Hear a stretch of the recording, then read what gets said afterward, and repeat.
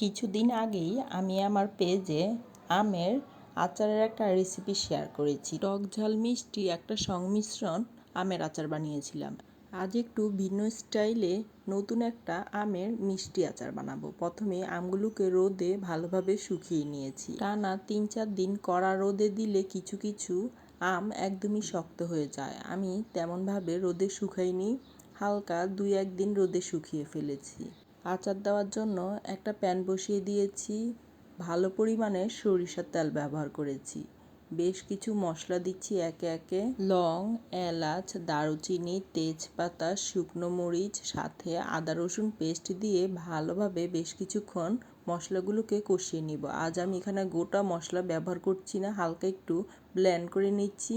আচারের জন্য যে মশলাটা ব্যবহার করেছি সেখানে ৫ ফোড়ন ও সাদা কালো সরিষা একসাথে মিক্সড করে ব্লেন্ডার করে নিয়েছি। হালকা একটু দানা দানা রেখেছি। পরিমাণ অনুযায়ী চিনি দিয়েছি। যেহেতু আমি এখানে আজ একটু মিষ্টি আচার বানাবো, তাই ব্যালেন্স হওয়ার জন্য লবণটা দিয়ে দিচ্ছি। চুলার আঁচটা আমি একদম লোতেই রেখেছি। আমগুলো দিয়ে বেশ কিছুক্ষণ নাড়াচাড়া করব।